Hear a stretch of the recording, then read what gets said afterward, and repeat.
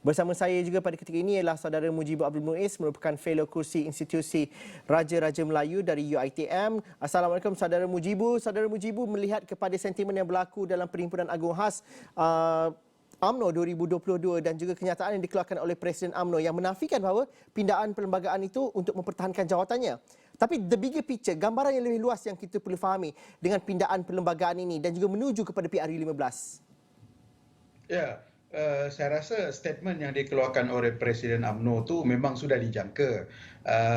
Mungkin saya rasa setelah apa yang berlaku dalam pemilihan, dalam Perhimpunan Agung UMNO yang lalu, ya, apabila desakan kepada pilihan raya yang awal yang nampaknya tidak disaut oleh kepimpinan kerajaan terutamanya Perdana Menteri, maka implikasi yang seterusnya adalah apakah akan berlaku pemilihan UMNO, yang mana kita faham dinamika politik UMNO ni yang telah menyaksikan satu perubahan yang ketara, ya, apabila Presiden tidak lagi menjadi Perdana Menteri dan Perdana Menteri itu datang daripada naib Presiden UMNO. Jadi saya rasa di situ berlaku kebenturan kepimpinan itu yang saya rasa akan menjadikan komplikasi yang tertinggi. Walau bagaimanapun saya melihat bahawa ada dua implikasi yang terbesar. Satu, kalau seperti mana yang kita jangkakan, mungkin tidak akan ada masalah bagi mesyuarat EGM ini untuk meluluskan keputusan menangguhkan pilihan UMNO. Tetapi yang kita risau, apakah keputusan ini boleh diterima oleh ROS dan ROS tidak mengambil tindakan apa-apa. Dan kita risau implikasi yang kedua adalah kalau pilihan raya itu tidak berlaku pada tahun ini, maka saya rasa ianya akan memberikan satu timeline yang infinity, kerana kita faham pilihan raya hanya akan berlaku mandat itu berakhir pada Jun.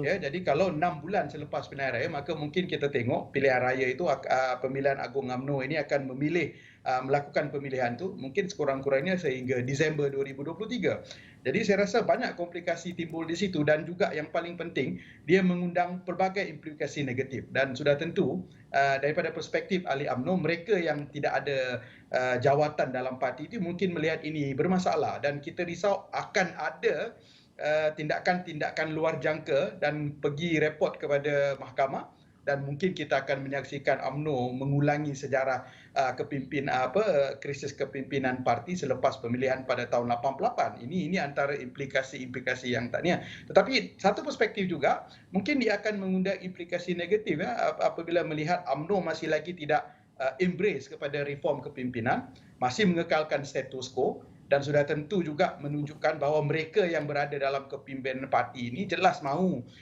terus memegang kuasa. Dan bagi saya ini satu perspektif yang tidak baik, terutamanya bagi mereka yang tidak bersama UMNO, dan juga yang paling penting adalah pengundi-pengundi yang tidak ada party affiliation yang mungkin melihat ini sebagai sesuatu yang tidak baik bagi politik negara. Tapi Datuk Seri Ahmad Zahid Hamidi juga tadi menegaskan juga dalam ucapannya bahawa kepimpinan yang ada pada hari ini adalah kepimpinan yang jatuh pada PRU 14 lalu, kalah, tapi bangkit semula dengan keazaman, katanya. Dan juga inilah juga kepimpinan yang setia kepada parti dan juga meneruskan untuk membentuk satu pasukan yang solid untuk PRU yang ke-15.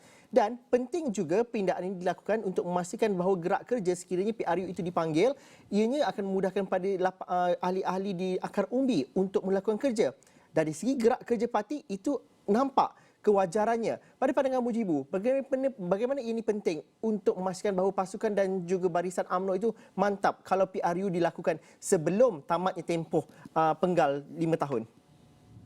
Ya, dari satu perspektif saya bersetuju apabila kenyataan bahawa mungkin sebagai orang UMNO, kalau kita meletakkan diri kita di kasut sebagai ahli UMNO tu, jelas mereka berhadapan dengan PRU yang ke-15, dan sebarang implikasi perpecahan parti itu barangkali akan merugikan UMNO itu sendiri. Dan kita juga telah menyaksikan sejarah tentang penangguhan pemilihan ini bagi menghadapi pilihan raya itu barangkali telah banyak berlaku. MCA pernah melakukannya, UMNO juga pernah lakukan berlaku itu. Tetapi dari satu perspektif, saya rasa barangkali tidak ada masalah sangat kalau UMNO ini melakukan pilihan rayanya sekarang. Cuma mungkinlah, ya, dari satu perspektif juga mereka yang memegang jawatan itu barangkali melihat bahawa keadaan semasa dalam konteks kepimpinan UMNO itu barangkali tidak menyebelahi mereka dan risau kalau ada pertandingan secara besar-besaran mungkin akan menjejaskan integriti dan juga keharmonian parti. Tetapi bagi saya kalau UMNO benar-benar satu parti yang embrace kepada reform, barangkali ini tidak ada masalah untuk melakukan. Sebab kalau kita tengok apa yang berlaku pada pemilihan 2019, saya rasa pertandingan yang terbuka dan juga pertandingan yang besar-besaran pada ketika itu tidak memecahkan UMNO. Saya melihat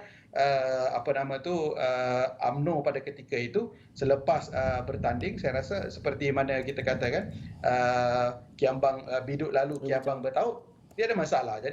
Jadi mungkin pada ketika ini senarionya berbeza kerana pada tahun 2019 pemilihan itu berlaku dalam konteks UMNO tidak menjadi kerajaan. Tetapi pada kali ini UMNO menjadi kerajaan, cumanya yang berbeza adalah kepimpinan utama di dalam parti itu tidak menjadi sebahagian daripada pemimpin di peringkat kerajaan. Jadi kita faham dinamika politik UMNO ni, kalau jadi situasi begini dia selalunya akan menimbulkan perang besar-besaran. Bagaimana tahun 87 dulu kita lihat Tun Dr. Mahathir dan sebagai tim A dan Tengku Razali tim B itu berlaku kerana Tun Mahathir menguasai kabinet, tetapi dalam parti itu tim B itu menguasai jawatan-jawatan tertinggi dalam parti. Apakah kalau dilakukan pemilihan pada ketika ini senario yang sama turut berulang?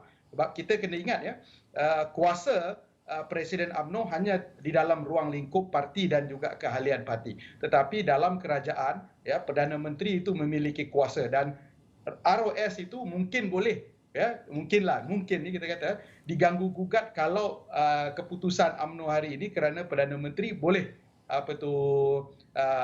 menggunakan kuasanya untuk menekan ROS kalau berlaku ini untuk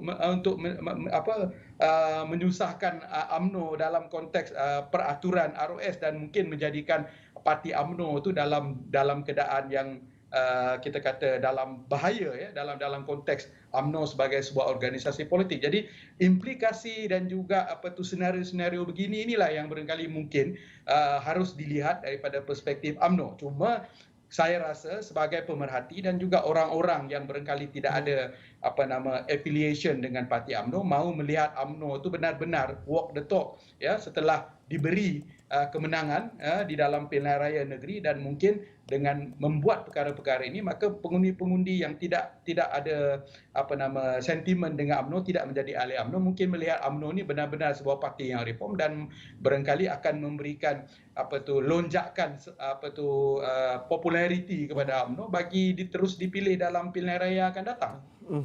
Okey, Saudara Mujibu, mungkin kita perlu panjang lagi diskusi ini dalam platform yang lain. Tapi untuk petang ni cukup dahulu. Tapi ini ada berita baru yang kami terima di mana Firdaus Azil di WTC tadi mengatakan bahawa pengerusi Lembaga Penasihat Barisan Nasional Datuk Seri Najib Razak juga mengatakan dan juga mengesahkan kepada wakil-wakil media yang berhimpun di WTC bahawa pindaan perlembagaan UMNO diluluskan sebulat suara oleh mereka yang menghadiri mesyuarat ataupun Perhimpunan Agung Khas UMNO 2022.